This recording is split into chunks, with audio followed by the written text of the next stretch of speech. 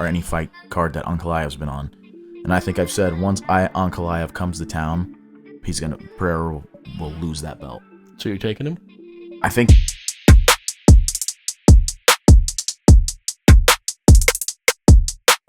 Ladies and gentlemen, boys and girls, Wednesday, March 5th, 2025, years after zero. Episode 20 of In the Clinch, where we are breaking down UFC 313, which happens Saturday evening, March 8th, at T-Mobile Arena in Las Vegas, Nevada. How you doing, champ? I'm doing great. I'm actually pretty excited for this card. Yeah. I mean, I'm excited. I'm generally excited for every UFC card. The thing is just like, is the excitement a 6 or a 10 or an 8 or a 9? Mm-hmm. I'm telling you right now, which we'll get into with, who was Gaethje going to fight originally? Why can't I think? Dan Hooker. Dan Hooker pulling out. I kind of had this weird feeling, like I just couldn't picture those two fighting. I figured something was going to happen. Yeah. I don't know what it was, but. Too good to be true. I mean, Gaethje's pretty reliable, but you know. Australians. Can't trust them. As you know. But speaking of, Gaethje was a minus 150 favorite as the odds opened up against Dan Hooker. What do you believe the odds to be right now for Fizieve versus Gaethje? Do you know? I do know, so I'm not going to guess. Yeah. Okay. He's the favorite. Minus 170. I mean, Fizieve is minus 170. Why is that? I don't know. I don't agree with that. I don't agree with it either. And they fought before and Gaethje won, and Fizieve's coming off 12 days notice to Gaethje having a full camp. Gaethje won. I mean, I think he was winning the fight anyway, but that's when Fizieve got hurt, yes? I don't remember. What manner did he get hurt? Oblique or something? Like, I think it was that knee injury he got, right? I don't remember. Oh, I think he might have. No, he lost his majority decision. That was Gamrot. He hurt his knee. Okay. I thought he had some sort of thing, though, during the fight. Oh, you meant during the fight. Yeah. No, he was fine. It's 3 rounds.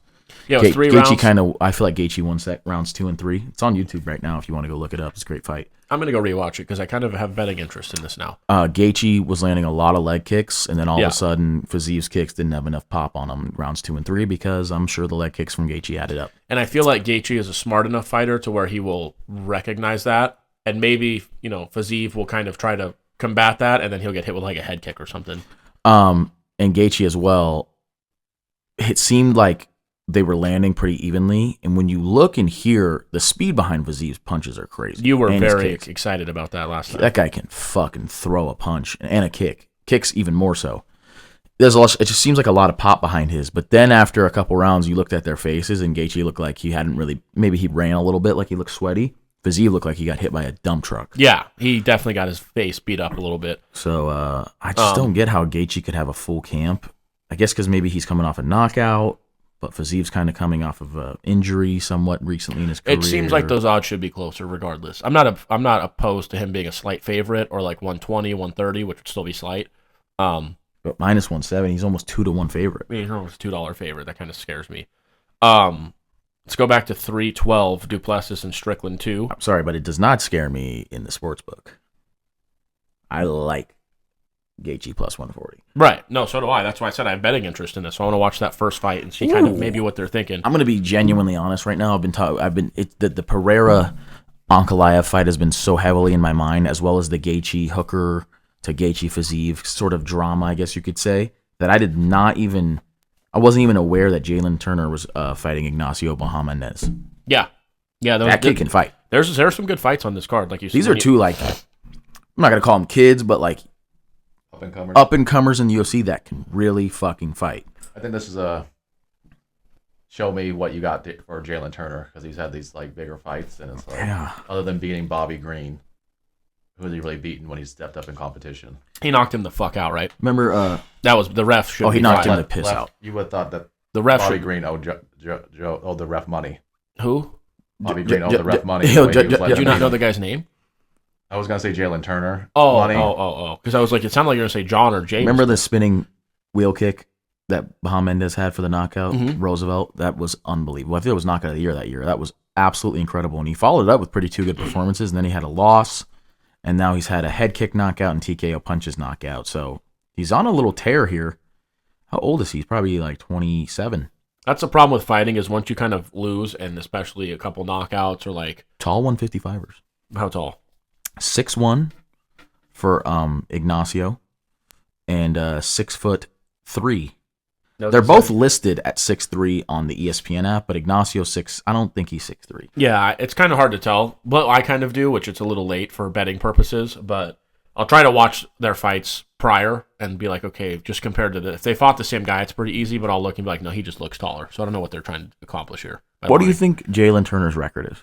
How many fights does he have? 22. I want to say he's like 20-2. Bill? I'm looking at it. Okay, 14-8. Oh, what the fuck? Why is there? And that's not UFC record. That's his MMA record. MMA record. I'm just saying that was fights outside of the UFC as well. Okay. He has 5 losses in the UFC. Out of how many fights? And including the Contender Series, okay, he has 7 wins. He's 7-5. Okay, he's not that good. No, but Renato Moicano is who he lost to most recently. In terms of record, I'm not saying he's not a good fighter. He would kick my fucking teeth in. Yeah. Renato Moicano is who he lost to most recently on UFC 300. Do you remember that fight at all? It was on the prelim. He had Moicano knocked out, basically. Yes. He was on the ground, like, sleeping, and he just walked off, and then Moicano ended up putting his fucking lights out in round 2. I don't... And what's your thoughts against Hooker, but a split decision. What's your thoughts on that? He could have won that fight against Hooker, a split decision. That was in Vegas as well. I saw Dan Hooker at the win the night before that. I was in line for XS, and he walked right by us with 2 chicks. And I was like, that guy's losing tomorrow. And he won. What's your thoughts on the walk-offs? You don't stop until the ref pulls you off. Okay. They're not even like that cool compared to like he knocked him out and walked away. A couple more times is more. That shows me. I don't see any reason to do that. Yeah, because O'Malley tried to do it with Aljamain, and luckily he finished him because that might have been if Aljamain got up from that, he probably wasn't extending again to give you another shot. Like in that case, you can't throw that opportunity away. Is the way I look at it. You shouldn't, regardless. Like let's say he was fighting that. What's the guy's name he fought? Munoz or Moutinho? Chris Moutinho, the dude with the green hair. Mm-hmm. O'Malley. That guy, you can maybe get away with it a little more, but even still, if anything could happen. You got a leg kick checked or whatever happened, or kicked in the leg, and you lost your first fight. I don't like it. I don't like the walk-offs. No, I don't like it. Only time I would say is like Jorge Masvidal when he kneed Ben Askren. It's not even that it's a walk-off, but the guy is clearly out cold. Like with O'Malley, Aljamain wasn't. He just fell forward, and then he turned to his back immediately. What are you walking away for? Or like Max against Gaethje at the end there. Granted, the bell rang, but when he knocked him out, it was like as soon as he hit him, he was like, I'm done. He's face down sleeping on the floor. And seizing. That was his last fight, Gaethje? Yeah. I hate a guy coming off of a knockout. Yeah, me too. For Jalen Turner, Dana White Contender Series, he got a TKO. Okay. And then he went up to welterweight, and it was his welterweight debut, and he got knocked out by Vicente Luque. Okay. Mm-hmm. He returns to lightweight and wins a fight, loses a unanimous decision to Matt Frivola, who's a good fighter, goes on a 5-fight win streak. At the end of that win streak, he beat Brad Riddell, who's a great fighter. Split decision loss to Gamrot, remember that fight? You remember that fight. It was boring as all shit. It was like takedown attempts getting defended and this and that, and I had a 5-leg parlay on that, and that was the only one that missed, was I had Turner, and he lost by split decision, yeah. Follows that up with a split decision loss to Hooker. Okay, so 2 of his losses are split decision, and another loss, Moicano, he should have won if he would have just not tried the walk-off. That's why I said. So you got to kind of take all these 7-5 record. One's at welterweight, and 3 of the losses are really, really.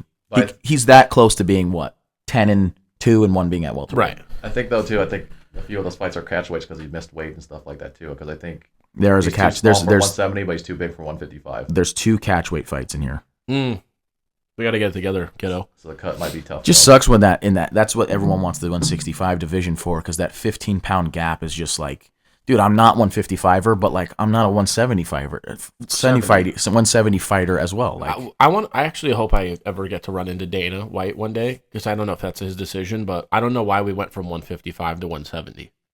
I don't know either, and I know Dana's 75, 80. It should have just went all the way up. I could maybe go from 85 to 205. My thing is, I think Dana's scared that we're gonna have a 195 division now too, because it's all 10-pound gaps, and then a 215 division, and it's like, that's not a big issue if that happens, but that's not what everyone is asking for. They're asking for where the bulk of your great fighters are, from lightweight to welterweight, to just make a division. There's enough great fighters. Those are probably consistently two of the best divisions. There's enough great fighters in both of those divisions to where you can divide it up into 3 divisions. You know what I mean? That's what I'm saying. And you'll get some movement from 185 down to 175, I'm sure. I think it should. Hey, that's why, though. Sean Strickland, Robert Whitaker, some names I think. I'd rather have 2 really deep divisions than 3 middle deep. Watered down. But I think all 3 would be deep. I think a lot of people, too, from the 185 to 170, Strickland can't really go down there. But 75, he might take that chance. So he's like, I can't get this belt. Let me go down to this. He used to fight at welterweight. I'm talking about guys that used to fight at welterweight, like Robert Whitaker. I mean, Usman's like not wanting to do the 170, so he went up to 185. I think 175 would be fantastic for him. Yeah, that's what I mean. There's so many fighters that I can think that 175 would be great for them and 165 would be great for them. Islam would love 165. I agree, though. I don't want there to be like way too many divisions, way too many champions, way too many people like, he doesn't want it to be 55, boxing. So now I'm going to 65 to fight. And it's like, I don't want all that. He doesn't want saying add 1 division. He doesn't want literally. How many weight classes are there as we speak, right? There's flyweight, bantamweight, featherweight, lightweight, welterweight, middleweight, light heavyweight, and heavyweight. There's 8. He doesn't want like 15 divisions with either. 3 belts each. I don't want that either. No. But it's at 8, we're asking for 9. That's it. Yeah. The hard part is, though, with that, do you go to 7, like you said, you change 70 to 75? 70 goes to 75, and you just add a 165. Right. So you basically replace the 70 with 65. Yep. Then and move that to 175. You could rename whatever you need to rename. Cruiserweight, 185 would probably be cruiserweight, 175 would be middleweight, I guess, and 165 would be welterweight or something of that nature. Yeah, that's not the hardest part to figure out. No, that's what I'm saying.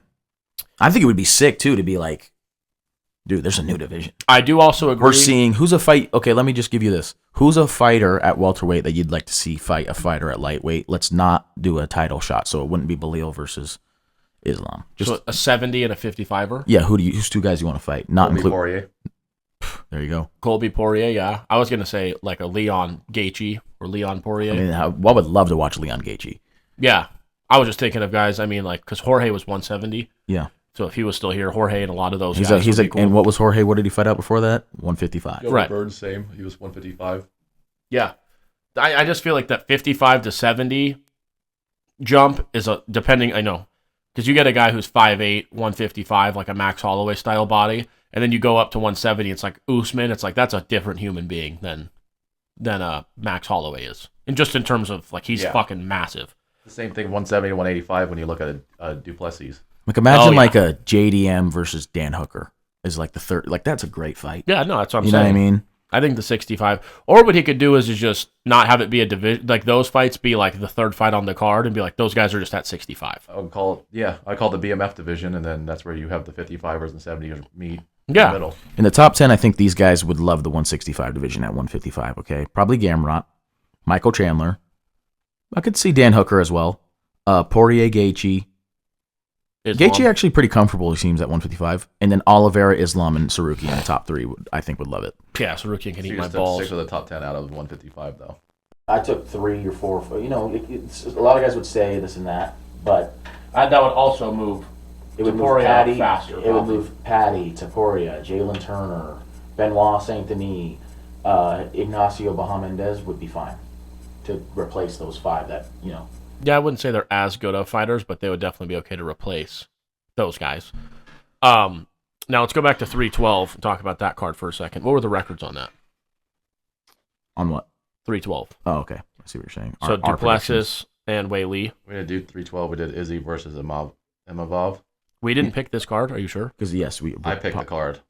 And Billy went what? 3-2 or 4-1? 4-0-1. 4-0-312. Well, that's where Danny and Drudy voted against picking 312. Sorry, we just did not like the card. So we picked the MVP card, that whole card. Yeah. So we have the records for that card. We do. And we didn't do a show before that. No. Okay, so we just texted those. Sorry about that. So we'll go to that card first, actually. What were the records for that card? You guys both went 3-2. Mm-hmm. I went 2-3. That's right. Drudy went 0-5. That's why he won it. Oh, God. That was our first 0-5 on the entire show. Of course it was Drudy. That's actually impressive. That's harder to do than 5-0, I'd argue. You got to get lucky at least once. I think both are have some luck involved.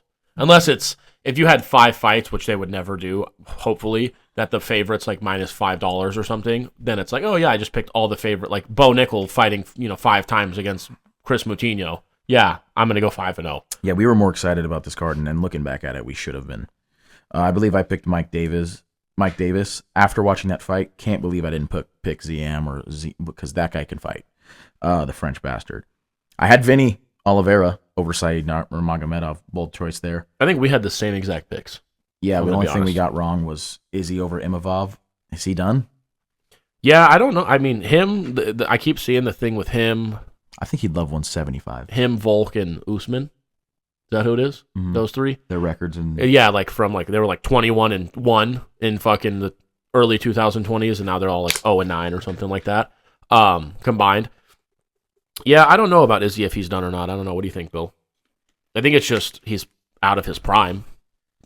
But he looks good. I mean, he looked good in the Du Plessis fight. I genuinely thought he was controlling the pace of that fight. I felt he won round 1 of the Imavov fight. How do you remember the Du Plessis fight playing out? It was a great fight. Yeah, it was fucking sucking his thumb. Yeah. But I thought he was the, what do you want to call the aggressor, the offense on that fight, and Du Plessis was kind of coming in with those shots. And it was kind of the same scare with me with Volk and Topuria, where I was like, Volk has to get out of those. If he doesn't get out of one and he survives it, he won't make that mistake again, kind of the same as Aljamain. But Izzy didn't get out of one of them, and that's all it took, because then he got choked out. So it's kind of hard to say, but I really do feel like it's good for the UFC because it shows that these young guys are kind of up and coming. You know what I mean? They're taking those guys, when Benoit Saint Denis. Is he still fighting the UFC? Remember, he was supposed to smash Poirier, and it's it's a new day coming. You're gonna beat this older guy who's fought for titles, and Dustin Poirier literally kicked the fucking shit. That's what Buckley's doing. Right. All 3 judges had Adesanya winning the first round. In which fight? Oh, this one? In his latest against Imavov, and I had a 4-leg parlay on that. And he was the final leg, and after round 1, I was trying to live hedge my bet, and it was locked. Call the he number. Got knocked the fuck out. Call the number. Okay. They probably knew, that's why. They were like, ahead. dude, this guy has a sick problem. No, I'm saying they were probably ahead, by 30 seconds. So it depends on if you're doing it right after round 1. It was literally round 1 ended. As it was ending, I think I went. Oh. Yeah. I said you should have done it before the fight. Coulda, shoulda, woulda. He was plus 110, and it wasn't big enough money to win to start. He was I thought he would be plus 200 after round 1. Yeah. So I was bang, 2-1 odds. Any more thoughts on that card? Anyone? MVP just fucking. I think did Chara Bullet retire? Did that find out? I don't think so. MVP looked great, but that was a bad matchup for him. The MVP is not a guy I don't think you want to put up against a younger guy coming up. MVP is not at any. I don't think he'll ever be at a stage in his career where it's let's see if this guy's the real deal. Put him against MVP. As long as MVP's fighting, he's a title contender. That style is fucking horrific to fight against. Hard to fight, man. To fight against that's horrific. Gaehje just grappled him. I was gonna say unless you're an elite level grappler, if he's at 185 now. If he fights Hamzat, he's gonna lose. But because he'll just get dragged to the floor. Exactly. But if you don't have that ability to wrestle at the level to where even this guy with his funky style and movement is hard to get a hold of, I think he would probably beat Izzy right now. Who?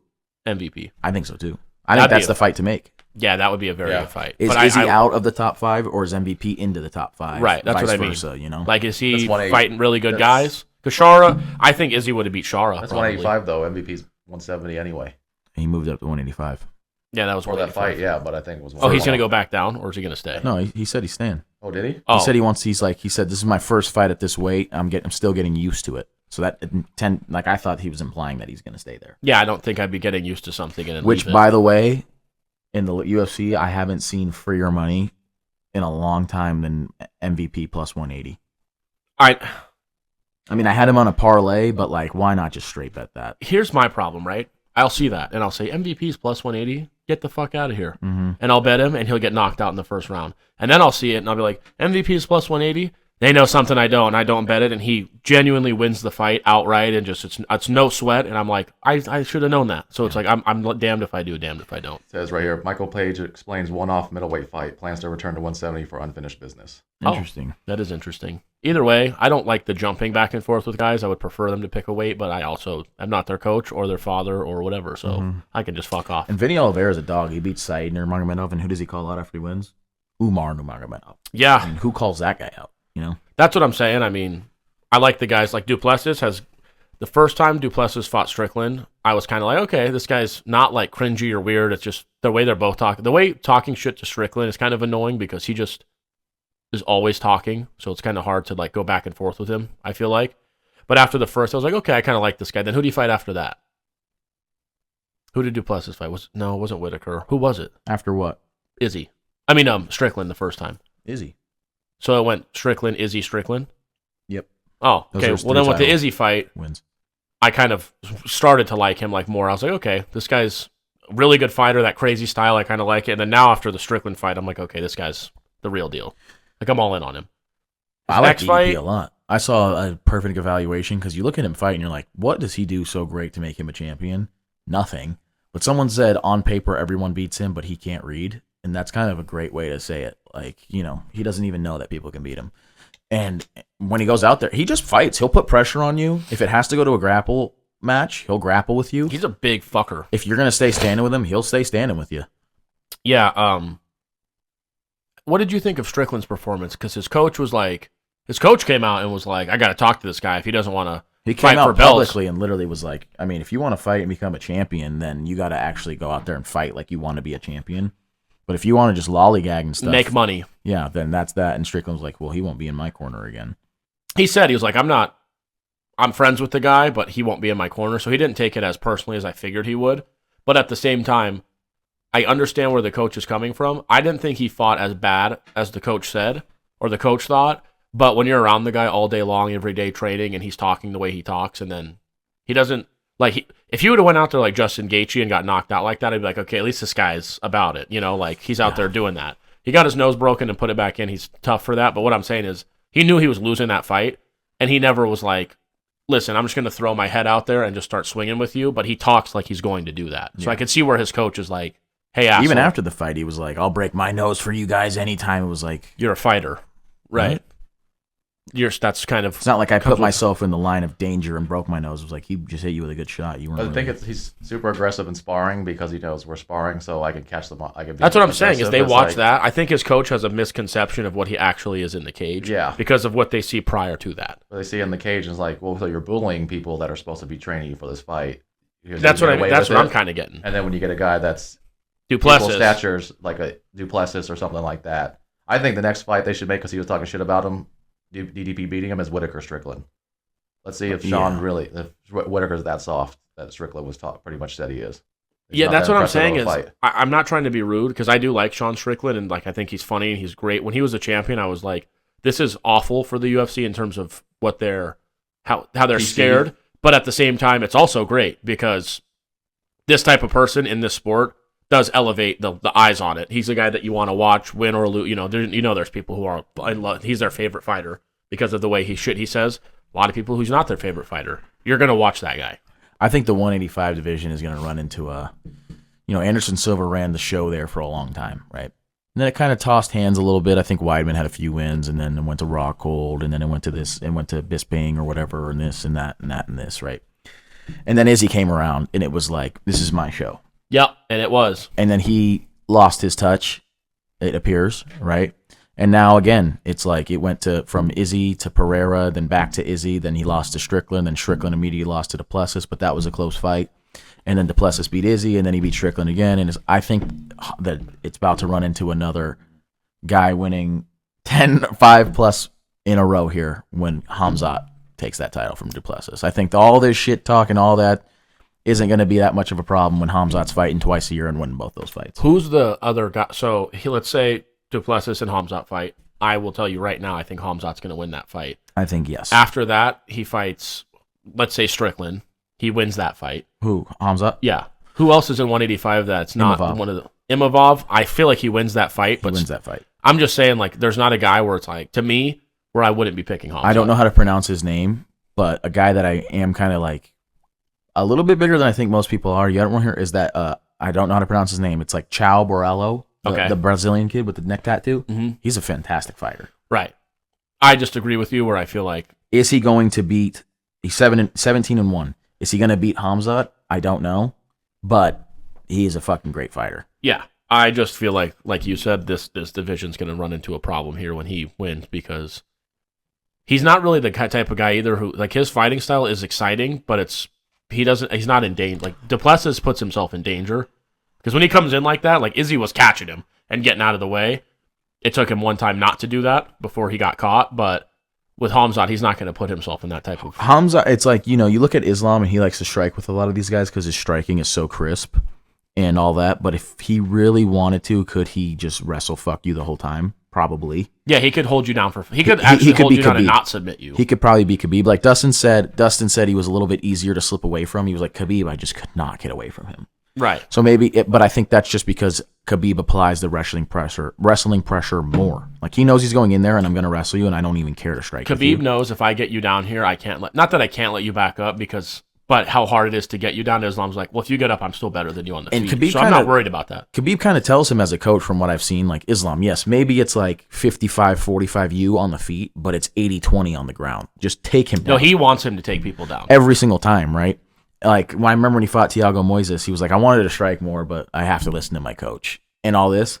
Khamzat is Khabib, where he's like, I know I can out-wrestle you. No, he fucked around one time with Gilbert Burns. One time where he was like, let me see, because he was training with Till, and let me see if I can strike with him.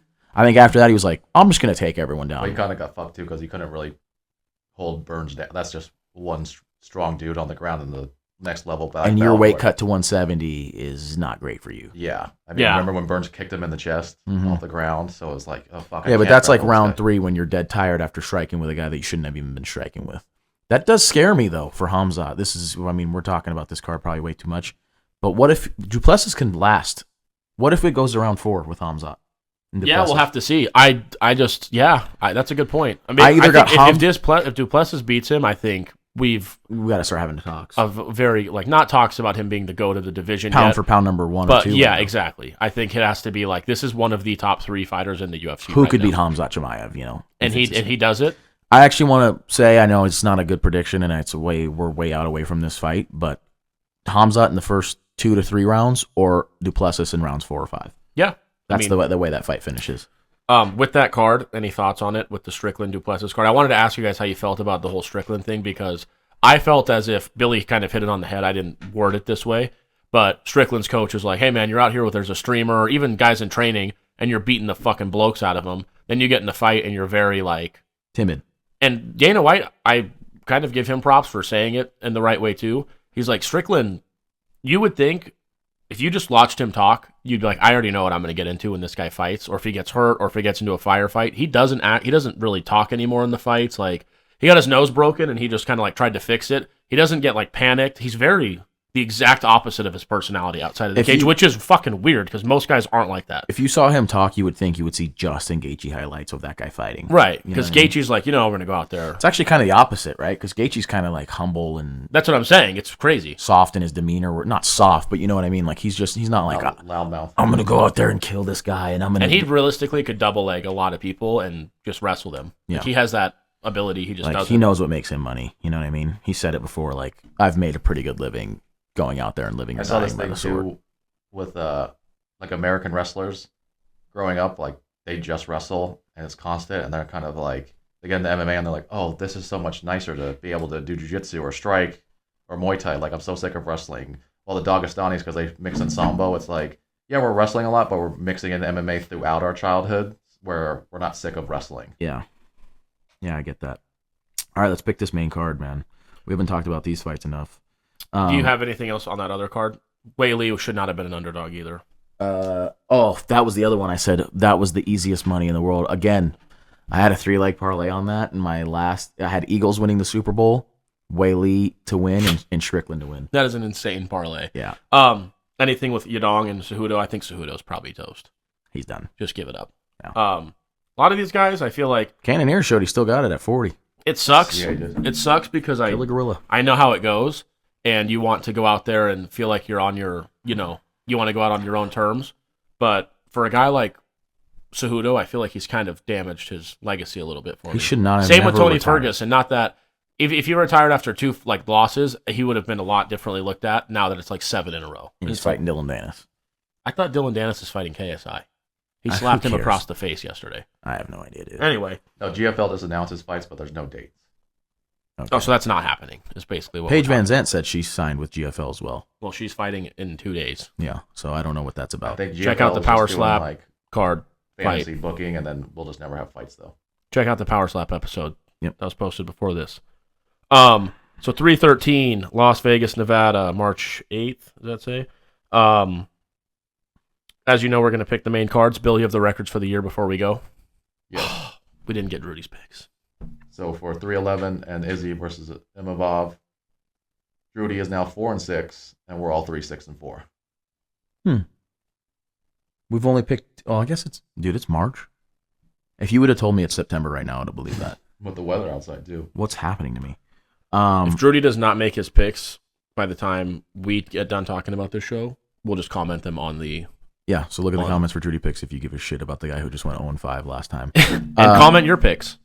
Let us know. I always want to see with more people what they're picking before they hear us talk and then give us shit after. Just to see, because I'm like... Because it's easy after to go, I can't believe you guys thought Pereira was going to beat the Russian or whatever the fuck happens in the main event. And it's like, well, I ask you every This week guy to comment, yeah. so you heard that part of it, but now you don't want to talk about it. What would you have said if Pereira won and we got it right? Or vice versa, you know what I mean? Like, you would have said the same shit, asshole. You. Exactly you. You know exactly who the fuck So you I'm are. 3-2 on my first 2 cards after... Both are 3-2 back-to-back. 2 immaculate years of picking. I need to lock in. And I will lock in. So and all of us are 6-4? Listen, you got to decide which 4 I'm going to get right. I'm going to get at least 4 right. I probably will go 5-0, but I can guarantee you a 4-1 or better right here. I can guarantee you that. You have to decide yourself what 4 I'm getting. Put that parlay on. Guarantee your money. Starts off. Let's see. Is there any prelims or anything that are pretty sweet? Nothing. Not in a rude way. You got a plus nothing 1. to write home about. Nothing. Not in a rude way. But don't know how to pronounce his name. The Japanese guy is 10-0 and he is plus 165. That is just something to look at. Yeah, I mean, Armin Petrosyan versus Bruno Ferreira is a good fight. That's a good striking match. Yeah, I mean, Bruno might try to go for a little bit of grappling here, but should be a good striking match. He's actually a really fun kickboxer, Armin. Yeah, I like him. Yeah. You got to think too with these guys. Those guys are going to be the guys that are on the main card tier soon. So always pay attention to those guys too, because I used to catch myself like Armin Sarukian. I didn't really know him a ton until he got up to basically till he fought Charles, but he was probably dominating those undercards. Just saw that Pereira's debut was however many years ago today in this month, I believe, March or February, and someone was like, this is why you have to show up and watch the prelims, and if you have tickets to the fight, show up and watch all of them, because imagine you missed Alex Pereira's debut fight. Yeah, or on the flip side, imagine you're like, I was there when he fucked up whoever, and I've watched him. Oh, dude, I saw him land his flying knee knockout in his debut. Yeah. You look like you got some over there, champ. I will say, Curtis Blades is on the main event on the prelim. Yeah, I was He's going fighting an up-and-comer. I think that's more of him taking a fight to try to kind of... In his mind, he's like, I need to get a win. Yeah, Plus 275? Yeah. What's this up-and-comer like, man? What are we talking? I feel like there's a lot of value on this card, man. I could be wrong, but... 264, 263. Is this his debut? There's no way. Why doesn't he have a photo, though? He just knocked out somebody in the Contender Series last August. That's it, though. That's interesting. In PFL, before that, he had a no contest. Damn, dude, he's fucking... I mean, I don't know any of these people he's fighting, but... Knockout, TKO, guillotine, submission. That's kind of the story behind heavyweights, though. No, of course, but... You're not going to see a lot of heavyweights where it's like, oh, decision. I say this all here with no disrespect. He's not a striker. Just dude, wrestle. I don't think he's very good either. He has his biggest problem. I don't think this guy's heavier. I don't think his technique, and I could be completely wrong, and he could ragdoll this fucking guy. But just looking at this guy and seeing him plus 275, I just think that's wrong. I agree that Blades should grapple more than he does. How many losses do you think Blades has? I know. Because I did not look at it. How many fights does he have? 23. He has 23 fights? Mm-hmm. 19-4. 18-5. Very close. Lost to Francis twice. Okay. Lewis once. And Aspinall. Pavlovich and Aspinall. So he's lost to the who's who. He's lost to the strikers and the who's who. Yeah. All those fights were either like number 1 contending fights or a championship fight against Aspinall. Yeah. He's right when he gets there, he doesn't have it. Yeah, he loses something. He can't get over that hump. Mm-hmm. He's always had that problem. Oh, he beat Aspinall, but he tore his ACL. Aspinall threw the first leg kick. Aspinall threw. I literally was like, oh my God, he knocked out Tom Aspinall. I was like, oh, wait. Well, I forgot like who I was Wait a looking minute. at. Yeah. Aspinall really hasn't. If you look at his record, he went like 1-1 to start his career. Since then, he has 2 losses, I believe.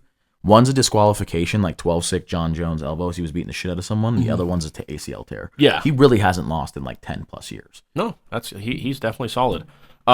So Bobby Green and Mauricio Ruffy. This Mauricio Ruffy, I'm excited about. Have you seen him? Nope. He is an exciting fighter. They lead off the card. Yeah, he is. I'm going to tell you right now, I see a guy that I don't really know at -$5. For my record and just in general, I'm going to have to go with Ruffy. Ruffy's like, you have to have seen him. He had like I'm sure I have. He had an insane like trip on a takedown. He fights like Conor McGregor. He looks like Conor, but he's Brazilian. Here's the thing: I'll see him and then I'll watch him Saturday and I'll be like, Me saying now it's I do doing know nothing that. for you, but No, yeah, -$5. He should be, I think. Bobby Green's also over the hump. This is like one of those fights for him. Great fight to take for him. Ray's gonna get mad at me. He's younger, taller, longer. That's not how okay. that works. That's why he gets mad. It's important I like it if it's important. You act like you're like that doesn't matter, and because the stat I told you is from It's a championship. But also, does it not? Would you like to be younger, taller, and longer than the guy you're fighting? I mean, that would be ideal, but That's what I'm saying. But the problem is for those. I'm not bringing the stat for all in. the fights. Okay, I think if you said in non-title fights, younger, taller, longer, or 80% win percentage, it's like, oh, okay, then Danny's got a good point here. I don't care about the percent. I'm just saying I like to look at a guy's younger, taller, longer. Okay. This is just pause. fighting. Yeah. Pause. the younger the better. But this is like for him. He's like, let's see if you're a top 15 caliber. Let's see if you can beat this guy that just has 90 fights and is still in the top 15 at his age. If you can beat him, then yes, you are at least caliber of top 15, and I think he will be. I got Ruffy. Bill? Ruffy. Don't have anything from Drew yet, but like I said, we will get his picks commented. Amanda Lemos and Isman Lucindo, who is borderline a male, are fighting each other. Lemos, the one with the eye? Wandering? I don't know. I don't think so. I'm going to take Lucindo just because she looks scarier. I'm also going to take Lucindo. Why is that? She looks really scary. Okay. Bill? I'm also going to take Lucindo. All right. Someone's Younger and longer. Fuck you. Not taller? Just an inch Taller? shorter. Oh, okay. You had to finish your sentences. I don't know. Also, I know it's been a while since she fought her. It's been not even 2 years, actually, since she fought Weili. I just remember her fighting Weili, and I felt like she got outclassed. Who? And if this girl's favored, Lemos. Okay. Third fight, which we already kind of talked about, is Jalen Turner and Ignacio B. Bahamendez. Bahamendez, of course. We've talked a lot about Jalen Turner. These odds are pretty close. Bill, who do you think here? I'm going to go with Jalen Turner. I really think this is his last chance to really show up or not to set the tone for his lightweight career. Okay. Daniel? Who did Ignacio just beat? Was it Daniel Zellhuber? Torres. Maybe before that. He beat Miguel Torres. Yeah, he hasn't beat anyone named the person you said. Okay, so Dan Zellhuber was the kid from Argentina, beat him. Okay. Yeah, I think I did tell you, we talked about it earlier in the episode, who Jalen Turner has lost to have all been guys that are ranked as we speak. They've all been close fights. They've all been this. They've all been that. You know, it's Dan Hooker in a close fight. It's Gamrot in a split decision. It's Anato Moicano, who he should have beat, right? He knocked out Bobby Green. Like, these are all ranked fighters that Jalen Green's up there competing with, and he's fighting an unranked guy. And I agree with Billy. Like, come on, dude. Show us what you got. I'm going to go with Turner. Tough matchup. I think these odds should be as close as they are, which as I'm looking at it on ESPN, Bahamendez is -125, Turner's +105. It should be that close. Should be basically a pick 'em. Yeah, I just, like you said, when a guy comes up and they're unranked, it just goes into the Poirier St. Denis folder in my book. But I don't think that he's as good at Jalen Turner being him is as good as Poirier. And I'm not sure about Ignacio, so give me Ignacio. I like that kid. He's got grit. For the next fight, Gaethje Fizieve. I do like how he said, you know, the young up-and-comers, right? Once you get over that age, for whatever reason, once you get over that 35-year-old hump and you get to 36, 37 years old, it's hard for these lighter guys, these smaller guys. It's just hard to cut the weight. It's hard to keep it up. You know, what do they say? It's hard to get up and run a mile every day when you're sleeping on silk sheets or something like that, right? Yeah, 36 years old for Gaethje. And this fight isn't like you win this fight and you're number one for the title shot, you know? Maybe that was the case for Hooker. And maybe it is because his name's Justin Gaethje, right? But I do like the up-and-comers. I do think we will start seeing these up-and-comers beat these old guys, right? Because these guys are now getting older to the point where they're actually matured. older. They've done it. Yeah. No, I'm saying like the younger guys are getting they've had It's not these a fights and 22-year-old. lost. Yeah. And then Gaethje's, lost to Max Like Holloway. we're saying a young up-and-comer in Fizieve. He's 32 years old. Right. You know what I mean? He's got 15 professional fights under his belt. Gaethje has 30. That's double. Gaethje did say his last few fights he's been playing it more safe. Being more careful with how he's doing it. He's going to go back to his reckless style. Oh, that scares me a little bit more. Scares me a little bit more because of if there's a guy that you want to get reckless against, I don't know if it's one of the most fucking... I mean, that guy's punches and kicks are lightning in a bottle. But Gaethje's beat this guy before when they both had full cams. So when they rematch, how am I going to pick the guy that lost on 12 days' notice? I got to go with Gaethje. Bill? And Fizieve's been out for over a year. His Afonso Gamrot fight fell through in February or January or something like that on short notice. So it's tough for me to go against Gaethje, so I gotta go Gaethje. And he completely tore his leg in his last fight. Yeah, I was gonna pick Fizieve just because I feel like as a favorite. As what you've heard here has changed your mind. I didn't know he hadn't fought in that long, and it's been that long. And also, like you said, I'd be able to lay my head on the pillow and be a little more. Sleep a little better knowing I picked the guy who had a full camp and was prepared to fight. But also, if he was prepared to fight in February, I feel like he was probably... It wasn't like he got off the couch. I almost feel like this is a bad decision on Fizieve's part. Yeah, I mean, Dana says basically when you do this, you can't really lose. So, I mean, he can't be like, hey, I lost to Gaethje, or you lost to Gaethje on 12 days' notice, so I'm going to shit on you for that. Unless, I mean, he, ruins the fight and comes out and, taps out to start. To be a dick. Yeah, this is more in fans' eyes. We just see the loss, but in Dana White's eyes, he just sees the 12 days notice. He sees the guy who showed up when we needed him most. If I was Fizieve, I would have negotiated, look, if I lose this fight, though, I want a full camp fight versus Dan Hooker once he's healthy. Yeah. Fizieve? I think Dana will give him anything he wants, though. That's what I mean. Besides right now, title, besides something that's out of... If he said, I want to go fight John Jones, he'd be like, no. But if he's like, hey, this guy doesn't have a fight... Can we maybe see if we get something to happen? I helped you out. And Dana would be like, yeah, I'll definitely look at it. Like I said, I think Dan Hooker would be his best bet to say, I want to get in the top 5. I think Fizieve's 1-0 in this fight right now because he picked the fight. If he wins, he's 2-0 in Dana's eyes. If he loses, he's just 1-0. He can't lose. Right, that's what I mean. Yeah, I'm going to take Gaethje. I would not be shocked if Fizieve won. Something scares me about the fact that he is minus 170. But what do they know that I don't? Right. It's like they want. Go ahead, bet Gaethje plus money. Go. Imagine after the fight, they're like, we had the odds reversed, and we didn't bet it. Fuck, we didn't. Who the fuck put that up? And we didn't bet it. No. This is Eric. Don't overthink it. I said MVP earlier on this episode on this show. I said MVP and Weili plus money. What? They've done it here twice this year. It's only March. Right. This is the third time this year they've done it where you're gonna at the end of the day go. Why plus $1.50? Why the fuck didn't I? But at some point, that has to average itself out. I feel like, which is what scares me. And this isn't the time. I also feel like these odds are wrong, but maybe I'm wrong because I'm a retard. You are. Alex Pereira, 205 champion, obviously was the 185 champion. The guy has literally probably one of the top 2 to 3 biggest names in the UFC right now. I think he's probably, if you ask 10 people like UFC fans. He's in probably all their top 5 favorite fighters. Mm-hmm. I mean, this guy is always showing up, short notice, full camp, and his fights are electrifying. Minus 115, I just think that's short. He's older, so this one there's no one meets that demographic of all of those, younger, taller, longer. I feel like people are, from what I've been saying, people are talking about this guy's Ankalaev's wrestling and takedowns, and it's a different style of fight kind of thing, but he only averages less than 1 takedown per fight, and he's at 31% takedown accuracy. He prefers to strike, and he said he's going to strike with this man. Now, is his striking? His striking is quite good. Right, I know his striking's pretty good, but I was going to ask a rhetorical question of do we think it's better than Alex Pereira striking? I don't. Or he's got hands like that, and if it was at 185, where you could see Pereira looked like kind of he was dying. One thing, but I feel like Pereira looks very healthy at 205. Even then, Pereira at 185 lost to Izzy. Right, he lost to a guy who was the one of the GOATs of the division. Second best fighter in that Pereira's division's history. one striker is he's 1B. Here's my scare here with Ankalaev. He beat Anthony Smith in the second round. I mean, I would kick that guy's ass. Right. Jan Blachowicz was a draw.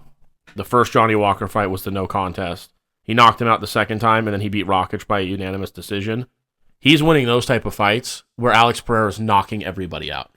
Like, he's winning those by decision, and, this guy had a no contest night, but it's Johnny Walker. I mean, I could hit Johnny Walker with a fucking water bottle and it would knock him out at this point. But you know whose fight style I would compare Magomed striking to the most, if I had to, one of Pereira's opponents at 205, is Khalil Roundtree. That's the hard part, but I would kind of agree with that, but I do think Pereira, having that fight, if this Ankalaev was first, then I would be a little more, we talked about how scared, I was like, I feel like Roundtree might come out here and fucking fuck around a little bit, and he did. So I feel like Alex will get in that mode and then be like, okay, I saw this before. I got to kind of pick my shots, and then third or fourth round, I'll hit him in the body, I'll slow him down, and then I'll start fucking wailing on him. My thing is with Ankalaev, I wish he would tell me, are you going to grapple? If he says, no, I'm going to strike with this guy, then you're going to lose to this guy. Right. All right, let's make a decision. For me, it's pretty straightforward, and I'm going to be quick and to the point. Until Alex is proven otherwise, I'm taking Alex in this fight. I think I've said it for a long time that, you could probably go back and watch a bunch of these episodes. Go watch every Pereira episode or any fight card that Ankalaev's been on. And I think I've said once Ankalaev comes to town, Pereira will lose that belt. So you're taking him? I think, remember when we said, who's a guy that's never been the champ, never fought for the belt, that will be a champ? Mm-hmm. And I said Ankalaev was going to be one of them. I'm still taking Pereira right now. Oh, okay. Cool. Also, big factor, Ramadan. It's currently Ramadan. He's not fasting. He said he's not? He's not fasting. I read a report that said he's not fasting. His interview seemed like he was fasting. Oh, well, let me see. When I heard it and they said, was it whatever? He said, it's an opportunity. We had to take it. You don't get these many opportunities. It was hard to take it during the fight, and it's been hard training, but I'm doing it. So, unless he's not fasting, but that would literally make him not a Muslim. So I don't think he would do that. Magomedov reveals he's not strictly following Ramadan fasting. There we go. I wonder what that means. Let's see here if there's anything. I have been following the fast strictly except for this week. Well, I have to break it a few times because I make sure I drink water to have a successful weight cut. So, give Alex, man. I mean, if you're fucking, what is up with these guys? They shouldn't be fighting during this. How long does this go on for? Month. 1 month? Mm-hmm. So out of the 12 of the year, we have to pick the 1 month where these guys have this. And I feel like it's a disadvantage to them. He can't say no. Because it goes... 29th. Huh? February 28th to March 29th. I mean, fuck, man. I believe next year it's the month of February, right? It keeps going a month back. It goes with the moon cycles or something like that. I think it goes a month back because last year was April. So last year it was April because I'm not doing the UFC 300. From one sighting of a crescent moon to the next. Oh, of course. Idiot. Last year it was April because it was UFC 300 fell on that, and Islam was like, can't fight. Shavkat was like, can't fight Leon. Right. Hamzat was like, can't fight Leon. So push it back. How long do you think it would have to be pushed back? A month, maybe? An April card would be stacked. 3 weeks? Yeah, I feel like that's a lot smarter decision than to lose those guys on that because... Or let's get it on the February card that was headlined by a terrible Strickland DDP fight. Yeah, and have them be the co-main event because that is... They have to fast from dawn to sunset. Yeah, as soon as the sun sets, you can eat. Yeah. So they from dawn to sunset. So sunrise to sunset. So they can eat when it's dark? Yeah. I remember when Ennis Cantor / Ennis Freedom was fasting. He was like, "Are you sure it's dark outside?" And they were like, "Yeah." He's like, "Okay, on the court." Oh, that's really weird. That's tough. I feel bad for Ankalaev because it's like he can't say no because Dana will be like, I mean, if these guys don't want to fight, and it's like, dude, it's not that he doesn't want to fight at a disadvantage. If a guy says he's hurt, why is that different than a guy who's practicing something? When's the April main event? What exact day are we looking at here? Just switch that card with this one. Just switch that fight. Or 3/14 is what you're saying, Dan? It's April 12th. I think that's worse to go a whole month of fasting. Yeah, because he's a and then go. Okay, I get a week. But you got a weight cut. Last Friday, 28th. Yeah, he's got a week. So he didn't have to do it this whole time. I think this is a better option than April. He would have to push it back to May. Yeah. Which would be Bilal. I mean, Bilal can literally never fight again. But I mean, Pereira would probably go, no, I'm fighting in March. I would. Yeah, I would too. I would say, can we move it to the middle of March? Yeah, if I was Pereira, I'd say I want the main event to be March 21st. If this card goes according to plan, and 314 stays together, that card is fucking phenomenal. 314 is. But we'll get there when we get there. We'll preview that when we need to preview that. You know what I mean? So everyone here picked Pereira? Mm-hmm. Yeah. Okay. So, man, this sucked. I feel like we're all just... I got to catch up, but... Danny and I are still tied overall. And I'm still down like 3 or 4, or it's more than that. The first year where I did that one card where I tried to just do like the I'm catching up, fucked me. Yeah, because you acted like that was the last time we were ever going to pick. So you needed to it could be, because today could be the last time we pick. Let's give the people what they want. Let's do an episode for the London card as well. Okay. To make up for the lack of the DDP card. Yeah. I mean, we still picked fights in our... And we'll preview... That way we can preview Volkanovski, Lopez. People don't want text messages, though. They want live TV. They've been asking. No, but I'm just saying for our records, we have the amount of fights we're supposed to. I think it's bullshit. I don't get that 401. I mean, he wanted 401 on a shoddy card. He wanted a shoddy 401, but we all liked and we all agreed we should pick these 5 fights on this card. We said this one for the record. I agreed we should have done that card too, but I was willing to put my record on the line for a shoddy card. Right. Because you were so bad in the first month. Whose fault is that but your own? Nobody's. But we're all 6-4, so right. We're all pretty bad. Oh, that's fair. Yeah, and now so the only difference we have is I picked Ignacio. Yes. And you guys picked Jalen Turner. Yeah. Man, do I go with Fizieve is the crazy question, but no, I'm gonna stick with it. Anything else before we get out of here from either of you two rats? No, I'm happy with everything that happened there. Good. I'm glad. Glad you enjoyed yourself for that episode. Okay. Yeah. I don't know what's up his butt. Oh, go watch Bitch Slap episode. You'll see maybe what's up my butt. If Bitch Slap gets 10 comments and 200 views, which is asking a lot for this show. 200 views on what? The YouTube. Or Rumble. Not combination. We'll do one each. Each. If you get one of those I'll let Eric fully slap me in the face. Like a power slap in the face. Make that a short, because I would love nothing more than to knock you the fuck out. 10 comments. 10 comments. 10 comments on Rumble or YouTube. And 200 views. And 200 views on Rumble or YouTube. And even if one gets 200 reviews and the other gets 10, I'll take it. Okay. And if it doesn't, you don't get to see him get slapped right across his fucking face. Mm-hmm. And I promise that mustache will be against that fucking green screen if you give me the opportunity. So please think about that. It's not a green screen. We have a in the clinch banner. Oh, it's a curtain. An in the clinch curtain. Yeah. He said, yeah. I don't know if you watched the first 17 episodes where it was on my face, but it's really a curtain behind me, you fuck. Anything else for you, Bill, before we get out of here? No. Now, did you dress like that because you had to go to work? It was polka dot day. But you're keeping it, you just kept the outfit on. Yeah, I'm just going to put pajamas on for bedtime. Okay, which is probably 10 minutes, so we got to get out of here. Bill, Dan, you got anything else? No, I know there was more I wanted to say about this card, and it just left my head, man. It just left my head today. Yeah. And I was on that golf course, and I'm not going to get into that right now. I'm going to text Landon to check on you. Yeah, we're actually in a group chat. I'm going to go see what's going on there. Other than that, There's a female on the slap card that I may or may not have had a how do I word this? Prior engagement with. Entanglements with. Right. See if you can guess who that is. Well, there's only one fight of the women, and you then cut that part. You did not bang Paige Van's ass. There's only 2 females. And okay, but I still like. She's a tough cookie, Yeah, I've slapped her around a bit. Yeah, I'm the only one who picked her. Yeah, I did. But you'll have to go watch that show to see those picks. Comment your picks on this show for this card and this show for the other card, but it'd probably make more sense to comment there. But you'll wait till after the card and just tell us we're all fucking stupid people. So we'll see you in the comments. We'll see you next time. 200 views, 10 comments. I'll slap the piss out of this fucking pussy.